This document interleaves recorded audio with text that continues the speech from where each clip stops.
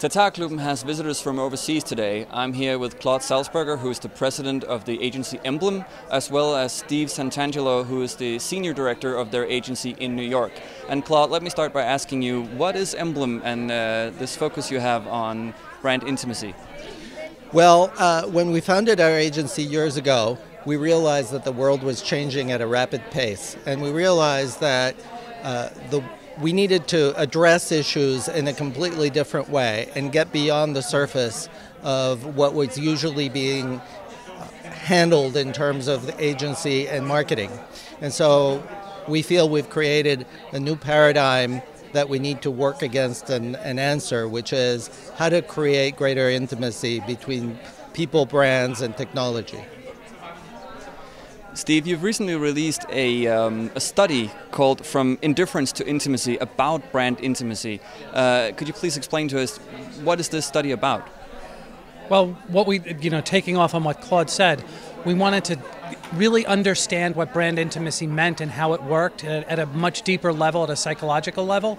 So we did research with consumers, 252 in total, in the US, Germany, and Japan.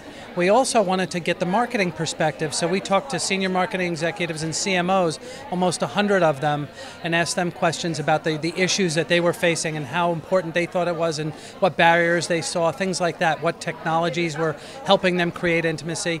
And then between that and then looking at external information like the psychology of intimacy, neuroscience, and other factors, we created a point of view about what brand intimacy really is, and that's what we published in the study. Sounds like quite an interesting and extensive affair. What did you find? What were the key findings of the study?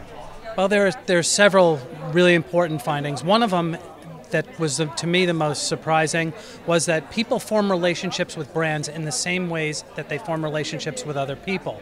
That it goes through stages, that there are different forms, there's emotional, there's cognitive, the idea, resonance, there's physical aspects of intimacy, and there's also this social aspect, feeling part of belonging that brands create, and also in human ways.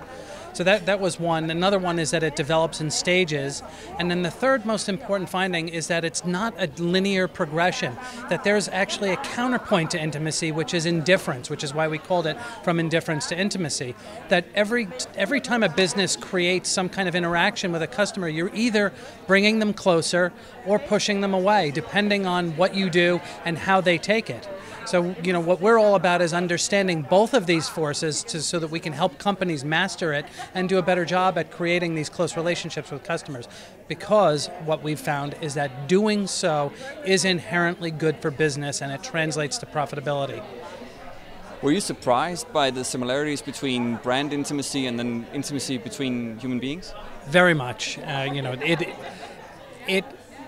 actually, in one level, asks us what it means to be human, that people form intimacy with an inanimate thing like a brand, which is a set of perceptions and thoughts and feelings that people connect to a brand name and in their personal relationships.